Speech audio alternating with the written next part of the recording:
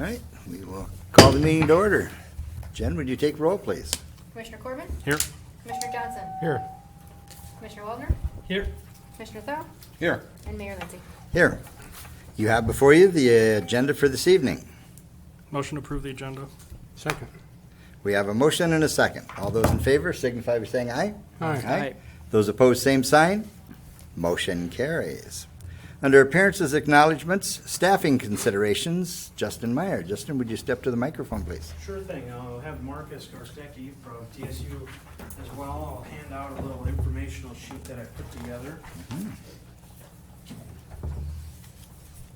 Thank you. Thank you. A couple months ago, well, it's probably been longer than that, but we were approached by Dakota State University inquiring about putting an officer on campus full-time, or at least during the school year, 9 months out of the year. During those preparations, we had discussed about applying for a COPS hiring program grant.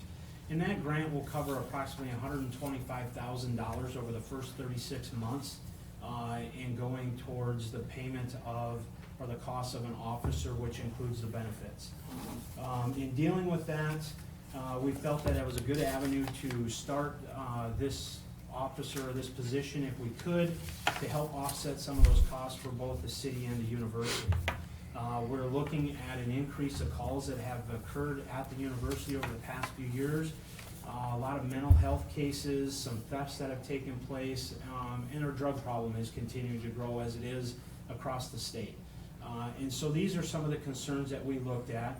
DSU is obviously looking for somebody to help them with campus security, as well as some federal reporting guidelines that they have to do. And so we thought it would be a great partnership between the two entities. And in dealing with that, we got down to the brass tacks of dollars. And so we applied for a grant last week, and we're looking, probably hearing back the end of September on the grant. And in that, there is a local match that takes place. And DSU has graciously offered to cover 75% of those local requirements. And as you can see on the worksheet that I broke down, year one total local match is approximately $21,500. DSU is picking up a little bit over $16,000, and we're at $5,400. And year two, it's a little bit more. Year three, it's a little bit more. Year four, the grant technically has expired, and we are responsible to pay that position for the fourth year. That's part of the stipulation of the grant. And again, DSU would be picking up 75% of that total cost. And so year four, at 100% funded between DSU and ourselves, that would put us at approximately $20,700 for the cost to the city. It would be a 4-year commitment that we would be looking for, and then hopefully at that point we can assess the situation. We believe it'll probably benefit both entities, and we would continue this partnership moving forward at that 75-25 split. So knowing that, what we were looking at doing is we should know approximately the end of September about if we're awarded the grant or not. And if we are, we would then put a job description together and look to start the hiring process with bringing somebody on board approximately December 1st. And then continuing at that point, the grant would take effect, and we would move forward with our arrangement. And so we're here in front of you tonight. If you have any questions, please feel free to ask.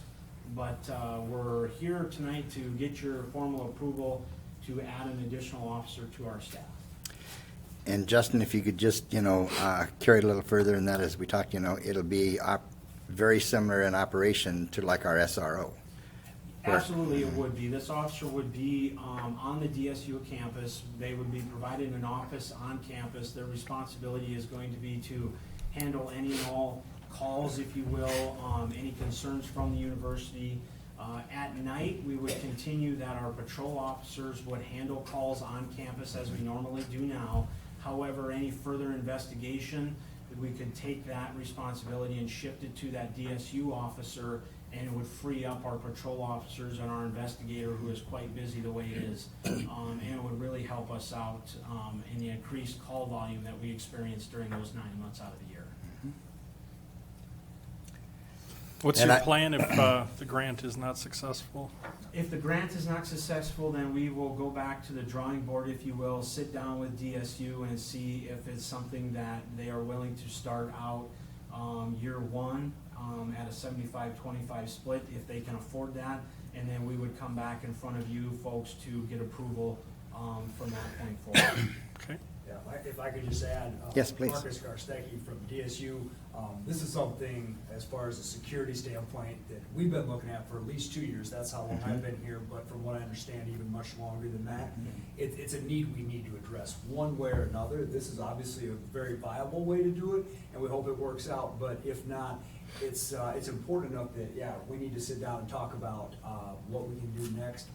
We think we have a great relationship with Chief Meyer and his staff here, and it works well most of the time, but there's more work to be done, especially to be proactive and to get out in front of some of these incidents that I think we can prevent if we have that relationship on campus more frequently. When we were setting up the SRO for the K-12 world, that was one of the big things that we talked about, and Superintendent Schaefer was always talking about, that officer is more for mitigation and prevention than it is from the arrest side. Now, if the arrest side has to happen, it's going to happen, and it has happened in our K-12 world, and unfortunately, I'm sure it'll happen in the higher ed environment as well, just based on statistics and so I definitely I admire that, and I know, Marcus, we've talked just briefly on this, but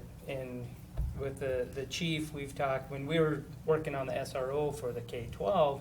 We also went to DSU, and it just wasn't working out, and it sure seems like the timing is much better now, and certainly if we can get the grant to do it, and for DSU to step up and pay the percentage that you're looking at, shows DSU's commitment to the position extremely well. And obviously it shows our commitment, because it's only going to help our community, and also it'll help our staff as well, who are now, as the calls come in, then they got to run up and all of that. If we can have a person placed there, again, preventing and also just helping. And if I recall, with the SRO, when we were looking at that for the K-12, I think DSU is the only campus, state-supported school that does not have a officer on campus. One form or another, either through an agreement like we're talking about, or hired out their own force or Yep. department. Because I think SDSU, they have their own police force, right? That is correct, yes. So I think it's time DSU, it's on a roll, continues to grow. There's a lot of activity, a lot of things going on. Students aren't going away from DSU. They're going to keep rolling in here and keep growing. So for us not to have an officer there, I think we're doing an in-service to our community and to the university as well. Northern State has an agreement much like what we're trying to enter into, and we visited with them several times. First of all, their agreement is going very well, and they've also said that if this works out, they'd be happy to send their officer down here to meet with us and just talk about the things that are, those little things that are behind the scenes that you don't realize till you get into it, and say, this worked for us, this didn't, and really help us through those growing pains, which is really exciting for us. I know that. And it's also better when you have that personal contact where the students see the same officer over and over. And you have a little better relationship on visiting and talking with them and everything. So We've had huge Yes. dividends with Officer Gant at the school. We figured it would take a little while, and it took about 6 months, and he's built a great rapport with those students up there, and it really helped us with the prevention of a lot of things, and I think this position will only do the same thing for us. Well, these kids, these young patrolmen just coming out of the training, do you suppose you could, every year get one of them to come up here and be stationed, be as kind of a advance into their system and see if they really like it to, instead of hiring another patrolman for the taxpayers? I don't think that would work very well. I think what you need to do is you need to put somebody in that position, that's got some experience, that knows what they're doing, how to handle investigations and sensitive type cases, and it's gotta be that same person that they know is going to be there year in and year out. And that's what we're seeing at the school, is you have to build that rapport with that officer. And I think if you switch something out, and us hiring somebody for 9 months out of the year is not very viable, because you're not going to get somebody that's gotta support themselves and a family to come to work for 9 months out of the year. If you're then gonna turn around and let them go, and then you're gonna have to go through the hiring process, which then in turn means we have to train them, send them through the academy before we can put them on campus. And we're just gonna be losing money on the back end, because we're gonna have to pay that person 3 months to go to the academy before we could put them on the campus. No, I'm just talking about anybody that wants to go to be a police officer, when they get out, when they graduate from the academy, then be stationed up here and work here for 9 months, and then they can go on to their job, like if they're gonna be a highway patrolman or... Well, in that case, number one, I think if they get an offer to a full-time position anywhere in the state, they're gonna take that. If they take the position, they're gonna continue to look for somebody that's gonna offer them a job on a full-time basis. And so it's gonna be nothing but a revolving door up there if we were to do that. And I think for the cost that we have, that we're gonna be incurring as a city, I think we'd be foolish not to take advantage of this. Yeah, I can tell you, Commissioner Thiel, from the K-12 world, having Officer Gant up there, and I will tell you that the juniors and seniors, when we first put that police officer in that building, some of them didn't like it, and quite honestly. Now, as they've graduated out, and now we have some of the younger kids from 7th and 8th grade, as they're moving into high school, they're more comfortable, with that officer there. They're coming to him with problems, non-police related, but maybe it's a home issue, maybe it's somebody's kind of bullying me, and those type of things. Because you have that consistent person there, now they can come, and now they're getting that good rapport going. And boy, if we can build that and we got some great students up there. There's some bad ones, sure. Kids are kids. Adults are adults. They're going to do bad things. But and I just know from my involvement with DSU over past 30 years or however many, is that it's great when you get that rapport with those kids, and you can ask an old faculty like a Tom Farrell, and boy, those kids, they still come back to Tom and, hey, how you doing? And so I think that's what we're really after. And I can see 5-6 years after kids have graduated to come back and, hey, is old Officer XYZ still on campus? And that's what you're really trying to build, because, again, if they're pushed and tempted towards doing something bad, hopefully, boy, Officer XYZ is going to be mad at me if I do this. And so again, back to that preventive part, and part of prevention is continuity and building that rapport. Could you take one of your police officers off of your staff, like you did Officer Grant, and put him up there? Well, when we moved Officer Gant off the street, we backfilled his position to keep our patrol at full staff. And as busy as we are right now, and if things have only continued to increase, we would not be able to afford to take an officer off the street and short our patrol staff. We only have a limited number of officers on duty, and right now, when we have somebody that takes a day off or takes vacation, we run short most times. And so if we were to short that again, now you're looking at, do we have one officer out on the street every night? Our call volume right now does not dictate that that's plausible. We're just busier than we've ever been, and our numbers only continue to increase. And so we just can't afford to short our patrol. Looking at, if I may, Johnson, and then looking at those statistics, I want to add on to that, is that those statistics are not just City of Madison, but also Lake County. those statistics, and actually, some weeks, our call volume has been double what it normally is. And so, there's a lot of activity, a lot of calls that are coming in and coming through Madison and Lake County. So, sorry, Commissioner Johnson. okay. And along those same lines, if we have a situation where we have a domestic or an officer makes a DUI arrest, that officer's off the street for 3 to 4 hours. By the time you go and make the arrest, take that person to jail, get a blood draw, and now we have to get a search warrant if they refuse the blood draw. So we have to take that individual to jail. That officer's got to prepare a search warrant, get a judge out of bed at 3 o'clock in the morning, get the approval, then take the prisoner out of jail back to the hospital to get the blood draw, and then back to jail and get him booked in. And he has yet to even start his report. And before, in years past, you could make the arrest, do your report, and be back on the street in 2 hours. Now you're talking a 4 to 5 hour turnaround before you even get that report completed.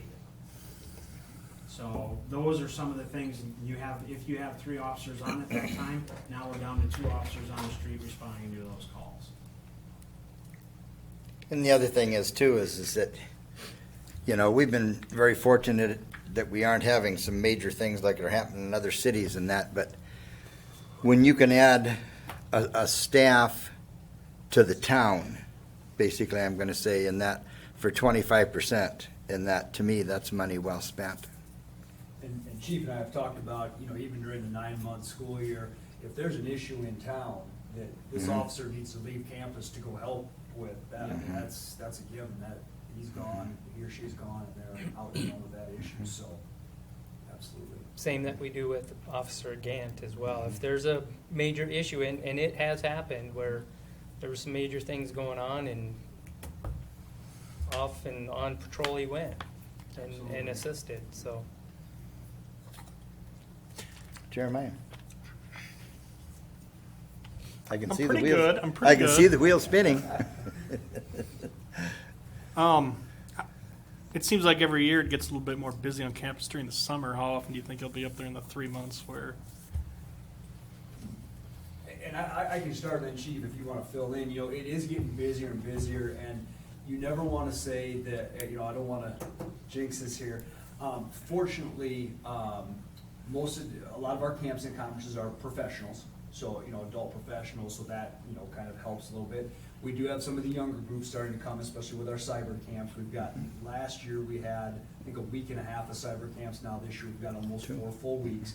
But I think with the conferencing staff that we have, and the fact that our other students aren't on campus, that allows our staff to keep a little bit closer eye on that group of students. So, for example, this week we have 200 kids on campus, but because that's our only 200 that we're dealing with, our staff can keep a little closer eye on that, and we still have a resident hall director and some student RAs that are helping with that. So we don't have as much overall volume as we do during the academic year. So even though it is getting busier, I think it's still manageable to not have that officer there during the summer. But, you know, obviously, hopefully on call if we Right. needed them. Yeah. Logistically speaking, where would this person, would they have office on campus?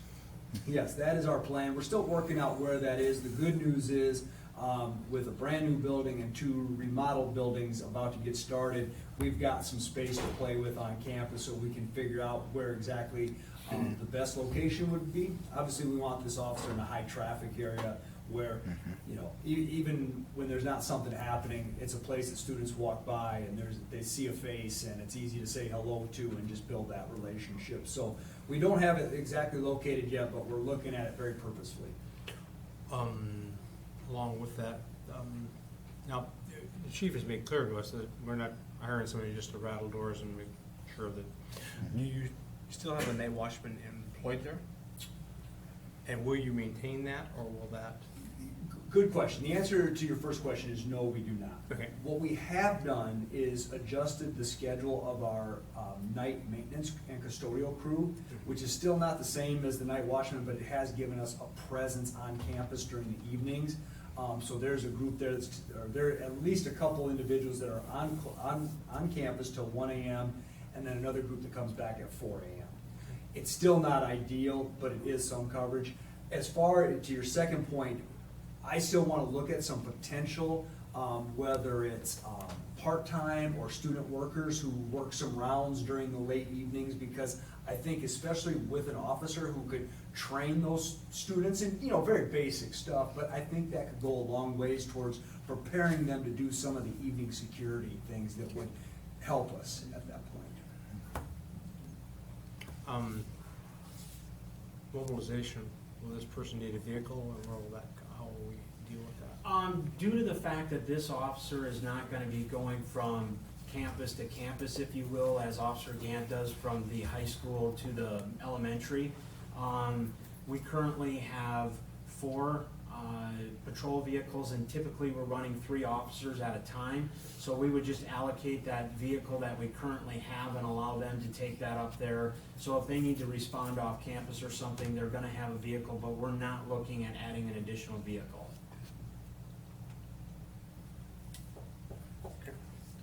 I still have my uniform from USD. Does it fit? The hanger. Bring your badge, rearrange the Who, letters. who would be responsible for the benefit package on this? The state? It's Or- it's a city employee. City Got employee. to make sure that we're very clear on that. Is that just like in the K-12 world, it is a city employee. In order for them to be a certified police officer, they have to be attached to a municipality, and so they are a city employee first. The funding is coming from DSU, just like in the K-12 world, it comes from the county and then also from the K-12 school. And we have worked with Jen on that, and these figures do include the benefit package.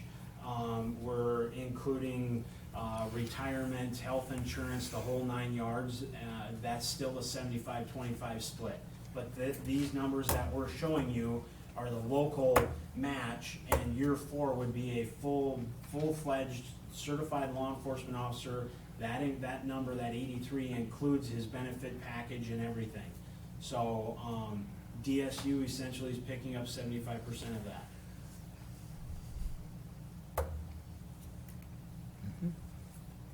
Thank you. Other Jen, do questions or comments? do you need approval for this tonight, or just discussion? I would like to have it approved because we did apply for the grant, and the grant had to be done Wednesday. And so this would show up in the minutes then that we have approved it pending The grant. the receipt of the grant. Because if we don't receive the grant, we're back to square one. Yep. Does that help?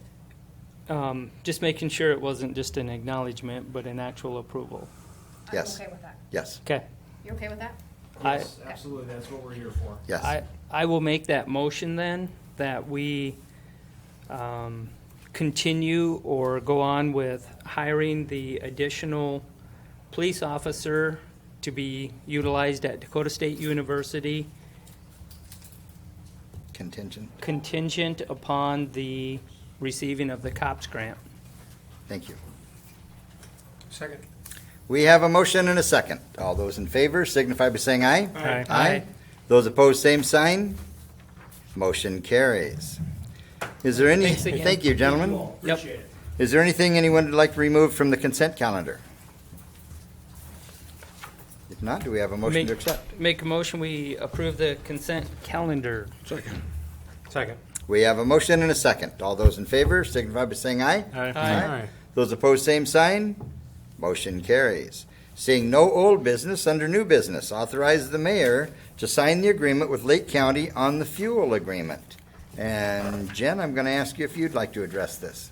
Yes, this agreement is an annual agreement that is July 1st through the corresponding June 30th of every year. This year, the county is asking for 16 cents per gallon. Now, we were paying 8 cents per gallon in 2015. It's doubling due to major repairs that were realized on the fuel system during the past year. I did send it out to departments, asking for thoughts, concerns, didn't hear anything back. I think the history of this for fellow commissioners is, we've paid 11 cents, we've paid 8 cents. The highest is 14. The Yeah, highest that we've ever paid, Paid because was they do 14. provide that was 14. So Yeah. this is a little higher, but yep. But it's, cost of repairs. And they give us a very detailed breakdown of exactly what we're paying for. I crunched the numbers. I don't have any trouble with it. and it's a great service for both of us to be doing that and work together with the county on it, so. I will make a motion, we authorize the mayor to sign the agreement with Lake County 2016-17 fuel agreement. Second? We have a motion and a second. All those in favor signify by saying aye. Aye. Those opposed, same sign. Motion carries. Authorize the mayor to sign the consultant agreement, Dakota State University intramural coordinator. And I don't see We anyone could have had here. Marcus talk about it. I was just wondering, and that's why he slipped out the door real quick there. Jen, do you want I to guess have that anything leaves to me, address but on that? yes, not a problem. This also is an annual agreement that is July 1st through June 30th of next year. We employ the rec coordinator position here at the city. Part of that rec coordinator's responsibilities is to man the intramural program for DSU. Therefore, they pay us a stipend. We bill them. My office bills them on a semester basis, half of the salaries and also half of the corresponding benefits. Last year, this agreement was for $22,500. This year, they increased it to a maximum of $25,000. Questions? Questions or comments? What was the last figure you ran by us? This one is 22,500 up to 25,000. Okay. Okay, last year it was 22,500, Kelly. Okay, thank you. They increased, but their contribution by 10%. Questions, comments? Do we have a motion? I'll make a motion, we authorize the mayor to sign the consultant agreement, Dakota State University for the intramural coordinator. Second. We have a motion and a second. All those in favor signify by saying aye. Aye. Those opposed, same sign. Motion carries. Approve the peddler's license application, Paramount Exteriors. And I see we have two people in the audience and that. Would you please come to the table here? And we have this recorded, but people complain that if we don't have the people close to the mic, they can't hear and understand it at home. Totally understand. Thank you, thank you. If you just give us a little information, we'd appreciate it. Sure. Sure. Made you sit through all the other first stuff. Yes. I'm glad you approved the first thing. Yeah. So, Thank you. Thank you. Yes, we are Paramount Exteriors. I am Travis Altenoff, and this is my sister Ann Bach. And we are out of Sioux Falls. We've done about 1,000 residential homes in the last 2 years from a storm that came through Sioux Falls. We've gotten some referrals to come up here and take a look, and we worked with a lot of the insurance agencies to come out to homes kind of to pre-qualify the houses before they actually put claims in and make sure that we don't, if there's no reason to put in a claim, there's really no reason to have that on your clue report. So what we do is just an initial inspection, whether it's your iPad or your iPhone, take pictures, get down, show the policyholder whether it's commercial or residential, what they have, and if there is any damage, then we help them with the entire process. So it's pretty cut and dry. We've worked, Sanford, for example, we've got to look at a couple of their buildings in Brookings. So we've worked with property management companies, both commercial, residential, and we just wanted to make sure that we came in here, introduced ourselves, let you know what we're doing, because the storm chaser mentality can easily take someone like us and put us in a black book, and we don't want that. And then obviously ask you guys what your times are, when can we canvass till, are there days off? And then we wanted to also check and see what the cost is for peddler's license, whether it be for the company or the individual salesman that we would have on the street. In Sioux Falls, we did pay $40 per salesperson. We did hand in our IDs, get background checks, get all approved. Those are all the same people. Our labor, our workforce is still the same labor that we used in Sioux Falls for the last 3 years as well. okay. And you do have a local home base in Sioux Falls? Correct. Okay. I had a couple questions in that. from one standpoint, in that if someone were to call you and say, I hear you do this, will you come and look at my house? That exempts you from being a peddler because they requested your service. Where the peddler comes in is when you go knocking on the door and say, we are, here to check to see if you'd be interested in blah, blah, blah. Yes. So that's kind of the differentiation between the two. And so I guess my question is that if you had an insurance company refer you to a person and they call you, then you should be exempt from this. Correct. But if the insurance company is saying, will you go check, and then you talk to the person, then you are subject. So it's kind of one of those, And so my question is which direction, I'm assuming that you're going to do the door knocking from the referrals from the insurance company. That's correct. Okay, so then that would put you in this, peddler's category then, so.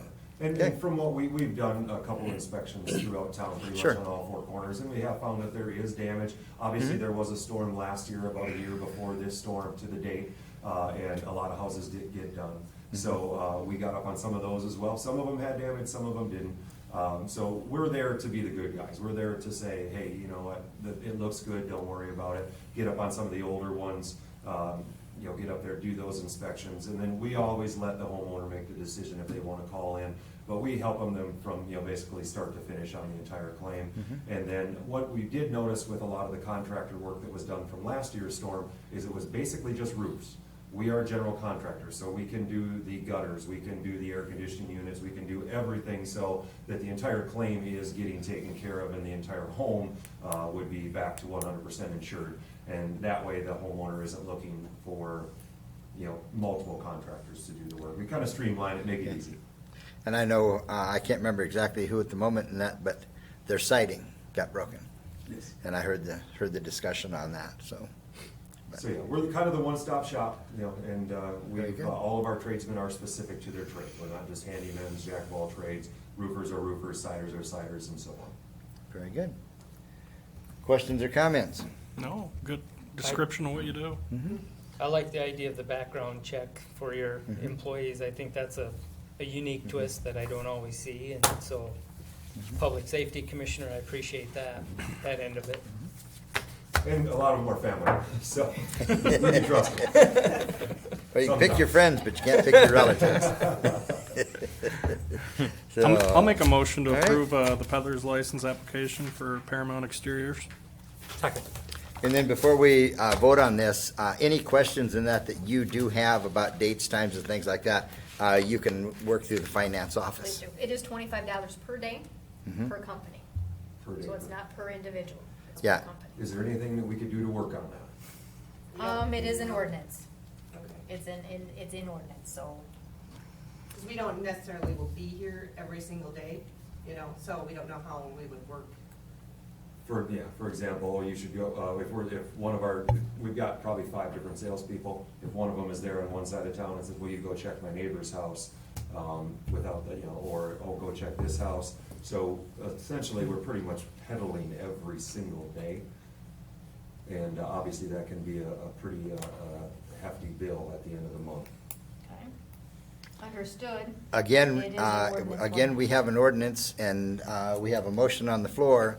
We'll take the vote on the motion, and then I'll refer you to our finance office. But I do want you to know to work through the finance office. Okay. Because of our ordinance, and then maybe you can kind of work, something out on, Yeah, 'cause some different days or we're something just like on that. Appointments, so just because we're in town doesn't mean we're knocking the doors. Yes, So, right. Understood. Yeah. And Okay. and again, you have that fine line again. If Right. they call you, then, Correct. yeah, we understand, that's the way it is with all Very cities, good. that's why they just set a standard fee for the year. uh And like Sioux Falls, we all paid, $40 a year per person, okay, so. yeah. Okay. Our ordinance Totally is a understood. little different, so It is. I'd like you to We'll work it out with if her we on need to that. go back to the Perfect. Sounds good. Okay, we have a motion and a second. All those in favor signify by saying aye. Aye. Those opposed, same sign. Motion carries. All right, Thank you. Thank you Thank very you. much. Thank you. Appreciate Seeing your no time. announcements, no executive session, do we have a motion to adjourn? I move. Okay, we have a motion. We have We have two motions. Do we have a second from Second, anybody? I'll take a second. Okay. Take mine All right, we have a second. motion and a second. All those in favor signify by saying aye. Aye. Those opposed, same sign. Motion carries. Thank you, everyone.